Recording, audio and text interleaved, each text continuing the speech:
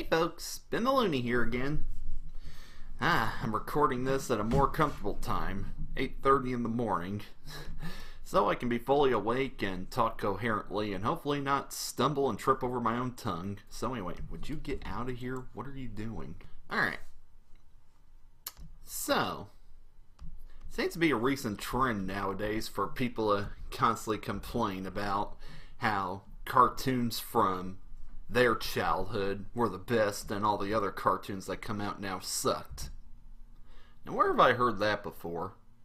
I can't remember it off the top of my head. So that's somebody who used to be an angry ranter who missed his childhood and thought everything that came out now sucked. I think it'd be a good topic for me to say that I changed my ways. And as much hate as this might get me, I think it's safe to say that cartoons now are in a lot better shape than they were when I was a kid. And there's plenty of reasons for that I think I'm going to go into in this video. So, I think the first reason I can think of is there's a lot more variety now. Streaming service, it's like back in the 90s and early 2000s, all you had are 3 channels that could air kids' cartoons. Well, Saturday morning cartoons were still a thing, but they were dying, and there was only a limited amount of cartoons that you could have, and whether they were good or not wasn't was for you to decide. And a majority of them didn't last very long, especially Saturday morning cartoons. Like, I think during its last decade, Kids WB had multiple shows that lasted one season, and before you knew it, they were gone. It got to the point where they started to have to import Canadian cartoons. Yeah.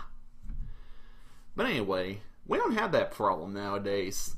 It seems to be that there's a lot more quality control in terms of what cartoons get made. And there's no clear example than that than what we've got out of Cartoon Network, Disney Channel, and Nickelodeon this past few years. I mean, in 2010, Cartoon Network premiered Regular Show and Adventure Time. It's like, did anyone expect Adventure Time to become the mass phenomenon that was? Holy smokes. I sure as heck didn't see it coming. And Regular Show to this day has a strong cult fan base. And and those shows are much more loved by adults than they are by children. And 2010, are you kidding me? We got a My Little Pony show that actually was not only great, but it started a massive fan base that has conventions, it had movies made about it, and to this day it's still going strong. And come for the final season there, I'm probably going to do a retrospective on the show and cry like a little baby because it meant so much to me, but that's a topic for another day. So yeah, in terms of in terms of cartoons that have come out, I think we're in a lot better shape than we were. And it seems that every cartoon that comes out now, if it doesn't have a massive fan base, it lasts pretty long, and the quality of it is somewhat decent. And it's also helped that with the rise of streaming service, now streaming sites can create their own stuff from the revenue they get from subscriptions and that kind of stuff. And that offers a whole new wave of cartoons to be made, whether they be for adults or for children. And 9 times out of 10, they're great.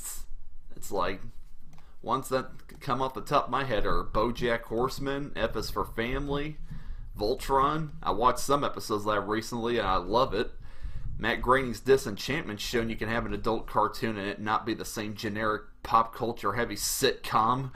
It can be a fantasy cartoon with humor. Thank you for that, Matt Groening. But yeah, I've seen some episodes of Voltron recently and I love it. It's Legend of Korra in space. You can't go wrong with that. And according to some promos from Netflix, there's more great cartoons to come created by Jorge Gutierrez and Craig McCracken and a bunch of other cool people. So I'm very optimistic about the future of animation. And We even got a She-Ra show that's not a toy commercial cartoon, and they actually took an idea from the 80s and retooled it and made it better. We didn't have that when we were growing up. We just had toy commercial cartoons. Okay, well, we were growing out of the era of that, but still. And also, another good point I like to bring up is kids' cartoons now, they're able to touch upon topics that weren't even allowed back in the day. Heck, they were seen as taboo. Remember when Sailor Moon got dubbed for America? They couldn't even air it without "There comes a train." So as I was saying, before I was interrupted by that giant mechanical horse, back in the day, there were some things you just couldn't show in kids' cartoons that now are not only being shown, they're being embraced and integrated into storylines, and I love it. Back when Sailor Moon was being dubbed, I didn't get the whole hype behind it. I was one of those kids who was too busy watching Dragon Ball Z. But anyway, I learned that later down the road that there were characters who were actually a lesbian couple. Yeah. That wouldn't fly in the US, so they had to change it to cousins. Cousins? Really? Is that any better? You do know they were a couple, right? So, incest is okay, but lesbian isn't? You know what? That sums up the US perfectly. But anyway, like, I was a little gay boy growing up. Had I known that, I probably would have actually watched the show. So yeah, and now, in cartoons, you have Princess Bubblegum and Marceline kissing at the end of Adventure Time.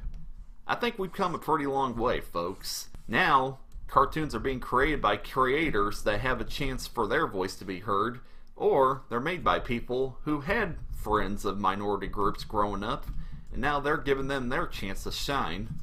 In other words, cartoons are getting gayer, and I love it. Gay it up more. Gay it up some more. And not only that, other ethnic groups and minorities that really didn't have the chance to get fair representation are getting some now. Currently, there's a spin-off show based on the Latino characters from the Loud House, so now Mexicans are going to get a chance to get some representation. I just think that nowadays, in terms of what kind of characters and story representation and storylines, these kind of things offer more of an opportunity for the kind of stories that we didn't get a chance to see growing up, but now kids are probably going to grow out of it becoming more tolerant of other people, and that is a very good thing. I love that. It's such a shame that we didn't have that luxury growing up. You know, even adult shows are being affected by this new renaissance of animation. When Adult Swim first came out, it was very innovative for its time because it was the first time an adult block was seen on okay, no it wasn't Nick at Night, but you know, the shows on Nick at Night are pretty tame. Kids can watch them just fine, but Adult Swim was a block that would air at the end of Cartoon Network at nights, so kids who stayed up past 9 o'clock were able to see those kind of shows. And yeah, I still love them, but let's face it, folks, they're pretty random and focus more on surreal and absurdist humor. And, you know, they're the kind of stuff you love watching when you're stoned and at a college dorm room party. But for what they are, I still love them. That being said, though, adult cartoons now are starting to become, well, more adults.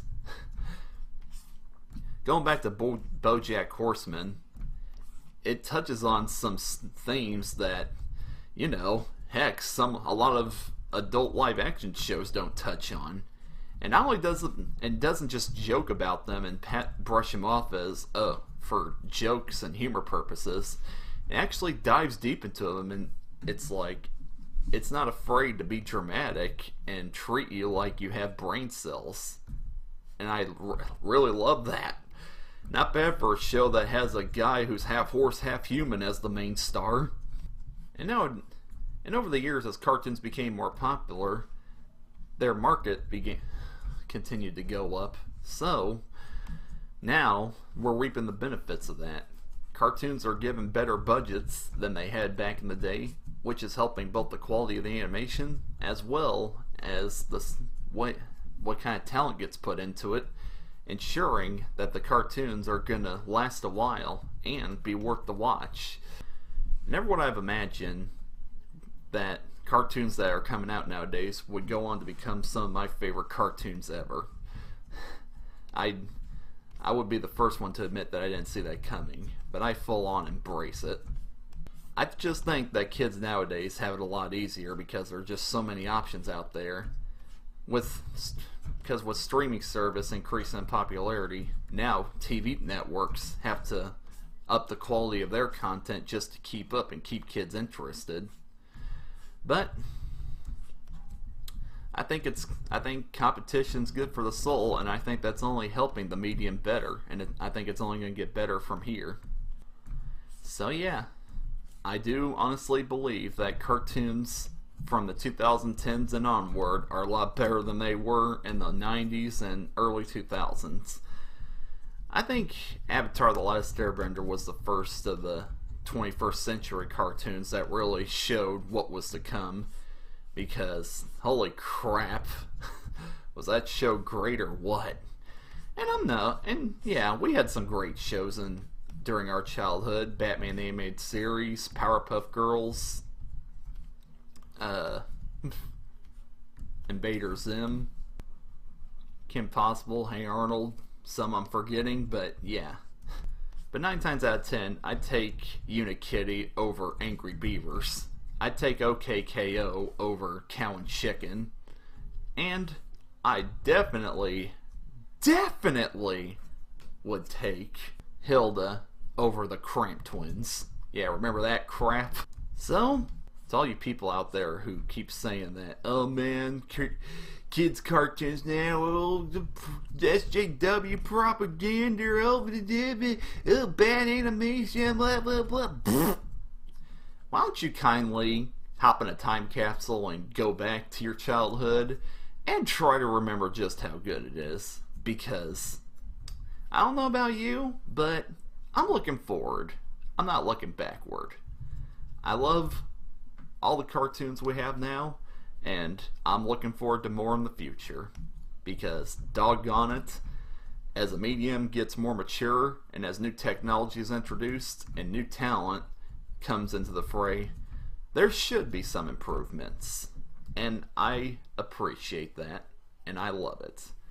And you know, cartoons are my life. I love animation, and I think it's only going to get better from here. So, what are some of your folks' favorite modern cartoons? Do you think do you think cartoons are in a lot better shape than they were when you were growing up? Let me know in those comments below.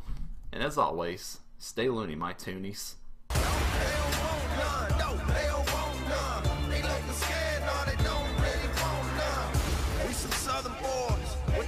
Strength.